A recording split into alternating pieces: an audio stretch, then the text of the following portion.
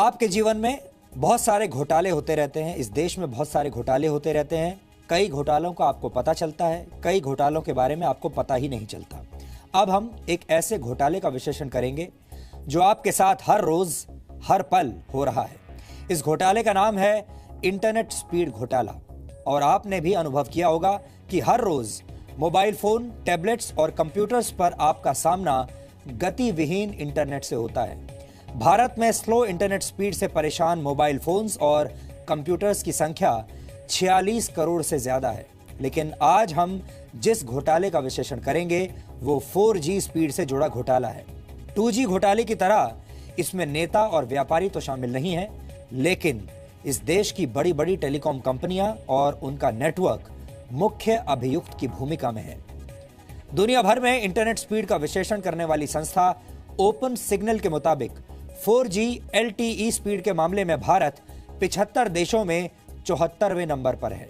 भारत से ज्यादा बुरे हालात सिर्फ कोस्टा रिका के हैं। भारत में औसत 4G स्पीड 5.14 Mbps है, 5.14 Mbps, जबकि श्रीलंका और पाकिस्तान जैसे देशों की रैंक भी हमसे ऊपर है, हमसे बेहतर है। इस रिपोर्ट के मुताबिक पाकिस्तान 75 देशों की इस लिस्ट में 66वें नंबर पर है और श्रीलंका 69वें नंबर पर। दोनों भारत से बेहतर हैं। भारत में 4G की औसत स्पीड 5.14 Mbps है, जबकि दुनिया भर में 3G की औसत स्पीड 4.4 Mbps है। यानी हम दाम तो 4G के दे रहे हैं, पैसा 4G के लिए भर रहे हैं, लेकिन स्पीड लगभग 3G जैसी मिल रही है। वैसे भारत में 3G स्पीड का और भी बुरा हाल है और भारत में औसत 3G स्पीड 1 Mbps से भी कम है। 1 Mbps से भी कम स्पीड आपको मिलती है। दुनिया भर में 4G कनेक्शन पर डाउनलोड की औसत स्पीड 16.2 Mbps है, जबकि सिंगापुर में यह सबसे ज्यादा 45.62 Mbps है। दूसरे नंबर पर साउथ कोरिया है, जहां आप 43.46 Mbps की स्पीड से डेटा डाउनलोड कर सकते हैं। विरोधाभास यह है कि 4G LTE नेटवर्क की उपलब्धता के मामले में भारत दुनिया के टॉप 20 देशों में शामिल है। भारत इन 20 देशों की लिस्ट में 15वें नंबर पर है। भारत में 4G नेटवर्क की उपलब्धता 81.6% है, जबकि पहले यह 71.6% थी। पिछले कुछ दिनों में भारत में 4G का विस्तार बहुत तेजी के साथ हुआ है और इसके लिए एक विशेष कंपनी को श्रेय दिया जा रहा है। हम किसी भी कंपनी का आज नाम नहीं लेना चाहते, लेकिन आप सब जानते हैं कि हम किसकी बात कर रहे हैं। इस कंपनी की 4G अवेलेबिलिटी यानी उपलब्धता 90% है और अगर इस कंपनी को हटा दिया जाए तो भारत में बाकी टेलीकॉम ऑपरेटर्स मिलकर भी 60% 4G अवेलेबिलिटी ही दे पा रहे हैं। ओपन सिग्नल की रिपोर्ट के मुताबिक भारत में 4G उपभोक्ताओं की संख्या बढ़ने का नुकसान यह हुआ है कि भारत में 4G की स्पीड घट गई है, क्योंकि इंटरनेट पर ट्रैफिक बढ़ गया है और इंफ्रास्ट्रक्चर में कुछ खास सुधार नहीं हुआ है। यानी प्राइवेट मोबाइल कंपनियां धड़ल्ले से नए नए कनेक्शंस तो बांट रही हैं, लेकिन अपने इंफ्रास्ट्रक्चर पर कोई खर्चा नहीं कर रही। Telecom regulatory authority of India, जिसे TRAI भी कहते हैं, TRAI के मुताबिक, उसके एक आंकड़े के मुताबिक भारत में पिछले साल सितंबर में एवरेज डेटा यूजेज 236 MB प्रति महीना था, जो दिसंबर में बढ़कर 884 MB हो गया। लेकिन भारत में इंटरनेट की स्पीड बढ़ने के बजाय घटती जा रही है। भारत में 4G नेटवर्क की स्पीड पिछले 6 महीने में औसतन 1 Mbps कम हुई है। TRAI के मुताबिक कुछ सब्सक्राइबर्स की डेटा स्पीड 10 kbps से भी नीचे चली जाती है। भारत में आम लोगों के लिए इंटरनेट सेवा की शुरुआत 15 अगस्त 1995 में की गई थी। तब भारत में इंटरनेट की स्पीड 9.6 kbps थी, जो आज के मुकाबले बहुत कम थी, या ये कह लीजिए आज के मुकाबले मामूली थी। तब भारत में इंटरनेट के उपभोक्ताओं की संख्या सिर्फ 10,000 थी। ये संख्या भी आज के मुकाबले ना के बराबर थी। लेकिन आपको इस बात का अफसोस जरूर होता होगा कि 22 साल बीत जाने के बाद भी भारत में इंटरनेट की स्पीड उस जादुई गति से नहीं बढ़ पाई जिसकी उम्मीद की जा रही थी या फिर जिसके आप पैसे दे रहे हैं। इंटरनेट की गति को प्रति सेकंड के हिसाब से मापा जाता है। इस हिसाब से देखें तो भारत के लोगों को हर सेकंड हाई स्पीड इंटरनेट के नाम पर सिर्फ और सिर्फ धोखा मिलता है, जबकि इंटरनेट सेवाएं देने वाली टेलीकॉम कंपनियां मुनाफे के ऊंचे ऊंचे टावर्स पर बैठी हैं और ग्राहकों को बहुत ही सुस्त और अटक अटक कर चलने वाला इंटरनेट कनेक्शन महंगे दामों पर बेच रही है। फेसबुक ने एक नई स्टडी की है और इस नई स्टडी में दावा किया गया है कि अगर भारत में हर व्यक्ति की पहुंच इंटरनेट तक हो जाए तो भारत की अर्थव्यवस्था को 67 लाख करोड़ रुपए का फायदा होगा। इस स्टडी के मुताबिक भारत में इस वक्त करीब 46 करोड़ लोगों की पहुंच इंटरनेट तक है और इनमें से करीब 37 करोड़ लोग मोबाइल फोन पर इंटरनेट का इस्तेमाल करते हैं और करीब 21 करोड़ लोगों के पास 4G कनेक्शन है। स्टडी में यह भी कहा गया है कि अगर मोबाइल फोन कंपनियां डेटा प्लान्स के दामों में 66% की कटौती कर दें तो भारत के हर 5 में से 4 व्यक्ति इंटरनेट का इस्तेमाल कर पाएंगे। पिछले कुछ दिनों में कंपनियों ने अपने डेटा प्लान्स को सस्ता भी किया है, लेकिन अब इंटरनेट पर ट्रैफिक इतना ज्यादा हो गया है जिसकी वजह से उपभोक्ताओं को हाई स्पीड इंटरनेट कभी मिलता ही नहीं। इसलिए हमने भारत के 21 करोड़ 4G यूजर्स के साथ हर सेकंड हो रहे इंटरनेट स्पीड घोटाले पर एक डीएनए टेस्ट किया है। हमारा मानना है कि जब तक भारत में इंटरनेट की स्पीड को गंभीरता से नहीं लिया जाएगा तब तक भारत विकास के बफरिंग मोड से बाहर नहीं निकल पाएगा। पैसे देकर अच्छी इंटरनेट स्पीड हासिल करना इंटरनेट के उपभोक्ताओं का बुनियादी अधिकार है और हम सबको मिलकर इसके लिए आवाज उठानी होगी। यहाँ सरकार से हमारा सीधा सवाल यह है कि आखिर देश के आम लोगों के साथ ऐसा धोखा करने की इजाजत सरकार कैसे दे सकती है? सरकार ये सब कुछ कैसे होने दे रही है?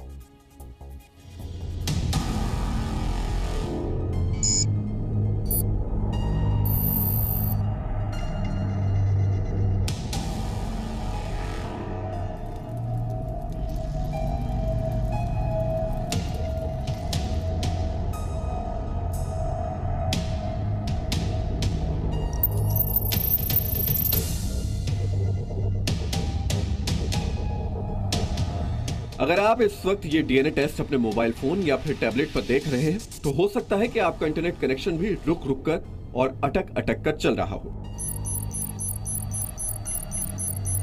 स्लो इंटरनेट स्पीड की वजह से गर्दन झटक झटक कर परेशान हो चुके भारत के लोगों को यह समझ नहीं आता कि भारत में इंटरनेट स्पीड पकड़ने से पहले ही पिंड छुड़ाकर भागने क्यों लगता है।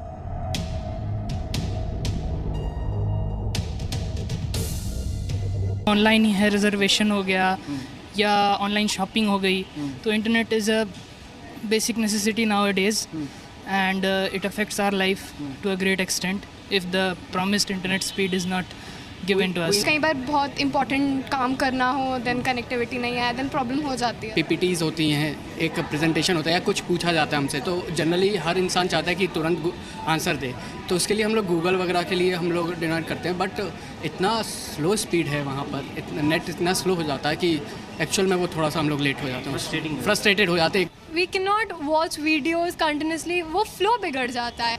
I do need to use a lot of webcasts and all that, but it doesn't catch up to that level at home. दुनिया भर के देशों में इंटरनेट स्पीड का लेखा जोखा रखने वाली संस्था ओपन सिग्नल के मुताबिक 4G इंटरनेट स्पीड के मामले में भारत 75 देशों में 74वें नंबर पर है। भारत के 4G उपभोक्ताओं को 5.14 Mbps की औसत स्पीड हासिल होती है। इस मामले में श्रीलंका, इंडोनेशिया, पाकिस्तान और ग्वाटेमाला जैसे देश भी भारत से आगे हैं। सिंगापुर के लोगों को पूरी दुनिया के मुकाबले सबसे तेज गति से चलने वाला 4G इंटरनेट हासिल है। सिंगापुर में 4G इंटरनेट कनेक्शन की औसत डाउनलोड स्पीड 45.63 मेगाबिट्स पर सेकंड है, जबकि भारत के पड़ोसी देश पाकिस्तान में ये स्पीड औसतन 11.71 Mbps रहती है और श्रीलंका में लोगों का 4G इंटरनेट औसतन 10.42 Mbps की स्पीड से चलता है। यानी जब भारत के लोग बहुत खुश नसीब होते हैं तब जाकर उन्हें 5 Mbps के आसपास स्पीड हासिल होती है, लेकिन ज्यादातर मौकों पर भारत में कुछ भी तत्काल डाउनलोड नहीं हो पाता। भारत के सुस्त रफ्तार इंटरनेट का असर अर्थव्यवस्था और आम लोगों की जिंदगी पर पड़ता है। आप कह सकते हैं कि जिस देश में इंटरनेट की स्पीड आधी होती है वहां आगे बढ़ने के मौके भी आधे ही रह जाते हैं।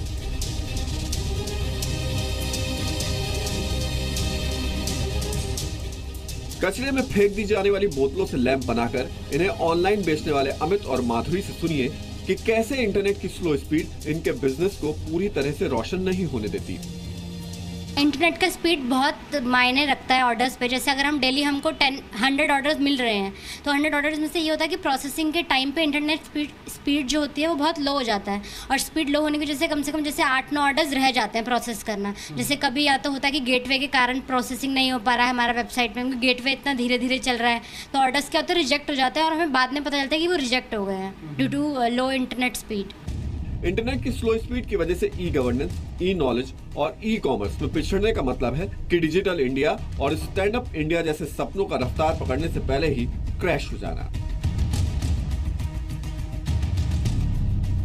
सबसे बड़ा चैलेंज है इंफ्रास्ट्रक्चर, और इंफ्रास्ट्रक्चर को फाइबर ऑप्टिक पे ले जाने में हम लोग तो जब शुरू हुए थे टावर से शुरू हुए थे, अब हम फाइबर ऑप्टिक्स पे जा रहे हैं। It is a big investment, तो वो बिग इन्वेस्टमेंट को कवर अप भी करना पड़ेगा ऑर्गेनाइजेशंस को, तब जाके हमें वो हाई स्पीड दे पाएंगे। और फिर जो सबसे बड़ा चैलेंज आता है हमारा रूरल पेनिट्रेशन जो है हमारा, वहाँ पे अभी प्रॉपर हमारे पर रोड्स, वो इंफ्रास्ट्रक्चर को भी डेवलप कर रहे हैं। कई गांव हैं ऐसे जिन पे तो रोड्स भी नहीं होंगी अभी।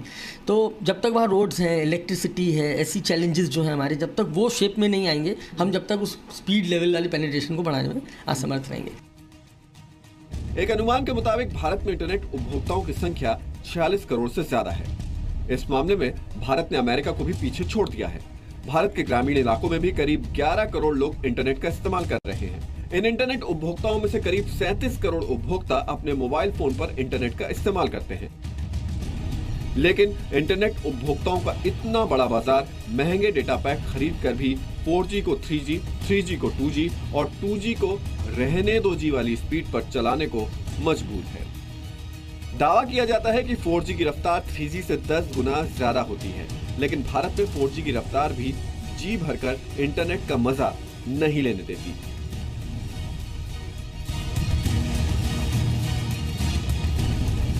ये एडवर्टाइजिंग गिमिक ही कहेंगे, लेकिन वो भी बड़े स्मार्ट हैं सर। उन्होंने लिखा 10 Mbps। अब उसमें नीचे छोटा सा ना बहुत 2 पॉइंट में स्टार बना होता है, टर्म्स एंड कंडीशन अप्लाई। उसमें 100-250 लाइन अंग्रेजी की लिखी होती है जो कोई पढ़ता नहीं है, सिर्फ खिसका के कह देता है आई एग्री। उसमें कहीं ये भी लिखा होता है कि अगर आप एक सिस्टम पे चला रहे हैं प्योर तो आपको 10 Mbps मिल रहा है। मैंने अपने ऑफिस में 10 Mbps खरीद के लगवाया था। मेरे 4 मुलाजिम जो हैं, चारों लगे हुए हैं इस समय इंटरनेट पे। श्रिंक हो गई ना, अब मेरे इफेक्टिवली कंप्यूटर के पास 2 या 2.5 Mbps आ रही है स्पीड। अभी ये 4 लोग अपने सिस्टम बंद कर देंगे, मेरी स्पीड 2-2.5 से बढ़ के 8 हो जाएगी। तो हम तो 10 Mbps लेके खरीदते हैं, लेकिन हम टेक्नोलॉजिकली नहीं समझते हैं कि वो 10 Mbps किस कंडीशन में, वो कंडीशंस जो होती हैं वो हमें कभी मिलती नहीं है कंडीशन। देश के प्रधानमंत्री भी कई मौकों पर इंटरनेट को देश के विकास की नींव बता चुके हैं।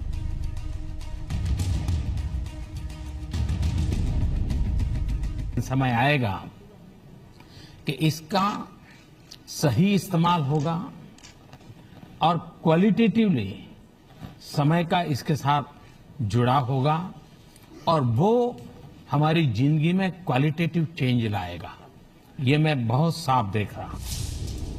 इंटरनेट सेवाएं देने वाली कंपनियों की जिम्मेदारी है कि वो Mbps यानी मेगाबिट्स पर सेकंड को मेरा भरोसा पर सेकंड में बदल कर दिखाएं, ताकि लोगों को गूगल पर यह सर्च ना करना पड़े कि why internet is slow in India.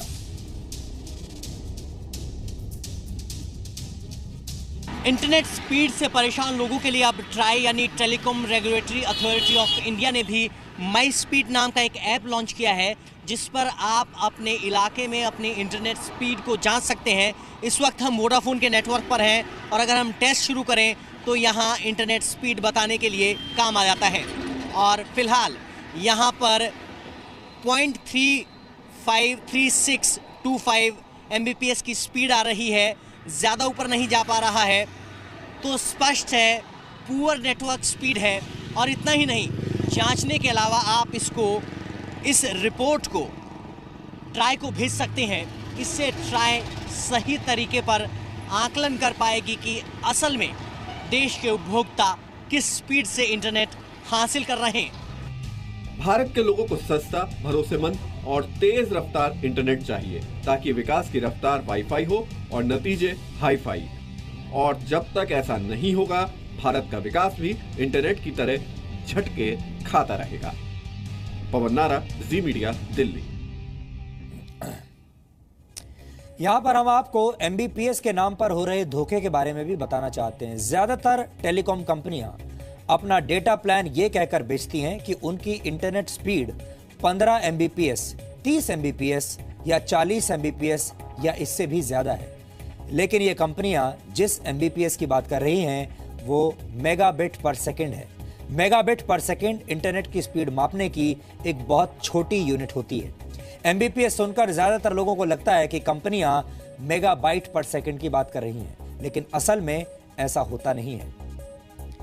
जब कोई कंपनी आपको 30 मेगाबिट पर सेकंड की स्पीड देने का वादा करती है तो वो दरअसल सिर्फ 3.625 मेगाबाइट पर सेकंड की स्पीड ही आपको दे रही होती है। यानी टेलीकॉम कंपनियां आपको शब्दों के जाल में उलझाकर धोखा देती हैं। यहां पर हम आपको इंटरनेट की दुनिया से जुड़ी कुछ एक्स्ट्रा नॉलेज भी देना चाहते हैं। पूरी दुनिया में हर मिनट 1,50,00,000 टेक्स्ट मैसेजेस का आदान प्रदान होता है। गूगल पर प्रति मिनट 20 लाख सवालों के जवाब ढूंढे जाते हैं। गूगल की तरह दुनिया भर में 250 से ज्यादा सर्च इंजन्स हैं। ई-कॉमर्स साइट Amazon पर प्रति मिनट 50 लाख रुपए से ज्यादा के सामान की बिक्री होती है। दुनिया भर में 60 सेकंड्स में 6.38 लाख गीगाबाइट डेटा ट्रांसफर होता है और यह डेटा 8,16,000 फिल्मों के बराबर है।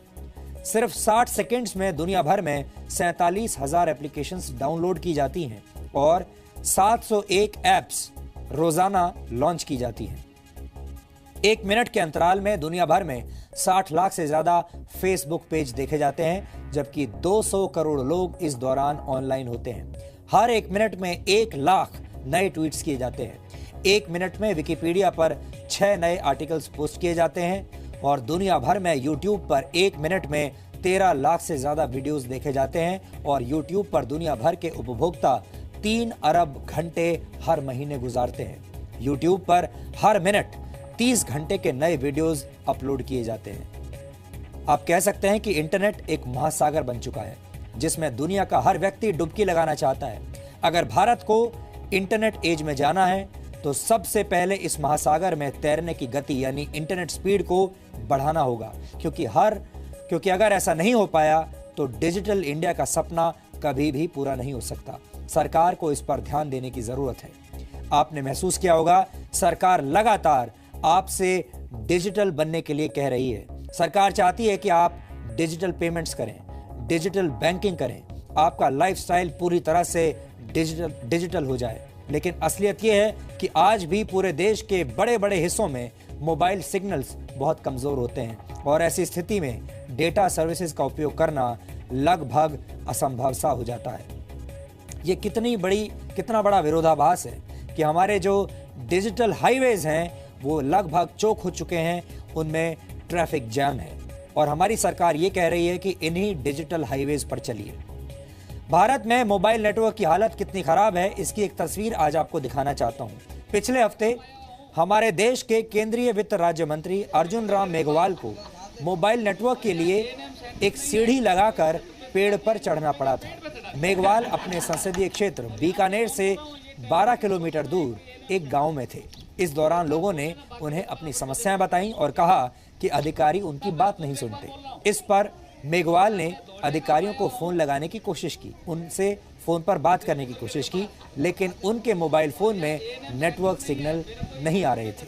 इसके बाद उनके लिए एक सीढ़ी का इंतजाम किया गया जिसे पेड़ के साथ लगा दिया गया। मेघवाल जब इस पर चढ़े तो उनके मोबाइल में नेटवर्क आया और उन्होंने अधिकारियों से तब जाकर बात की। तो ये है 21वीं सदी में हमारे भारत के आज के हालात, जब हम डिजिटल इंडिया की बात करते हैं और तमाम दुनिया भर की डिजिटल कंपनियां, मोबाइल कंपनियां या कह लीजिए कि टेलीकॉम कंपनियां भारत को एक बहुत बड़ा बाजार समझती हैं।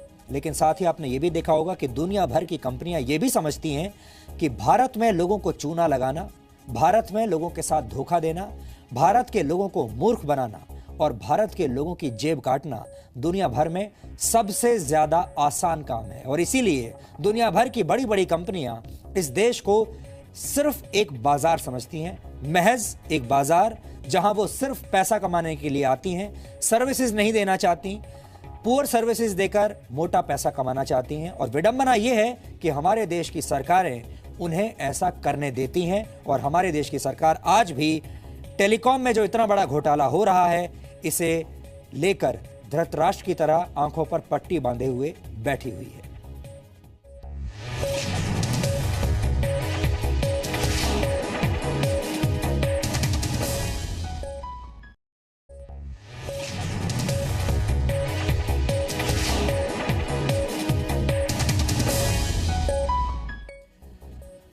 आपके जीवन में बहुत सारे घोटाले होते रहते हैं, इस देश में बहुत सारे घोटाले होते रहते हैं। कई घोटालों का आपको पता चलता है, कई घोटालों के बारे में आपको पता ही नहीं चलता।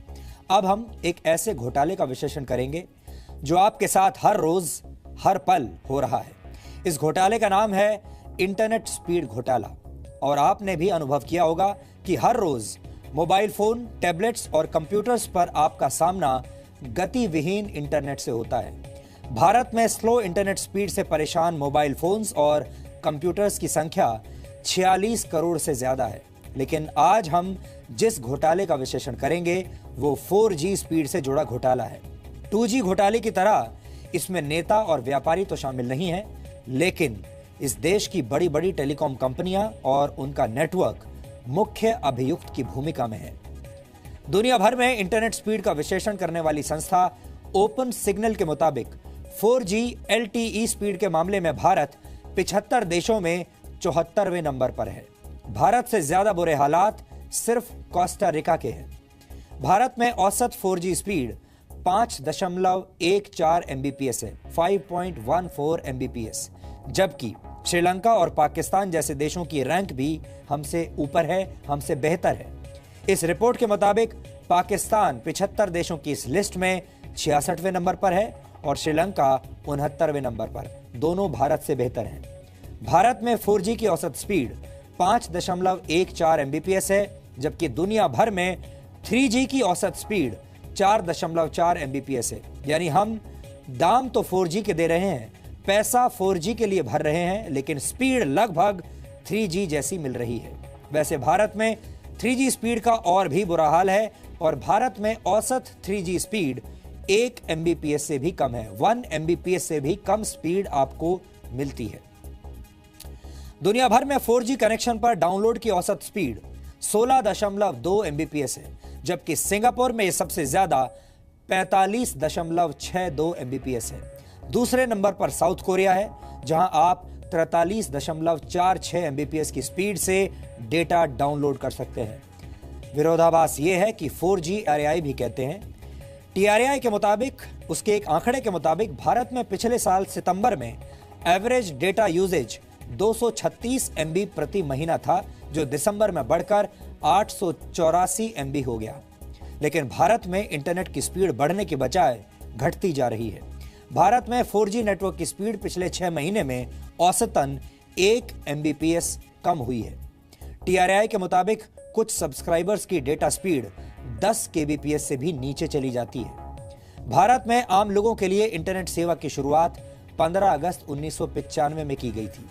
तब भारत में इंटरनेट की स्पीड 9.6 kbps थी, जो आज के मुकाबले बहुत कम थी, या ये कह लीजिए आज के मुकाबले मामूली थी।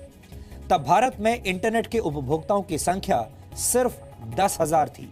ये संख्या भी आज के मुकाबले ना के बराबर थी।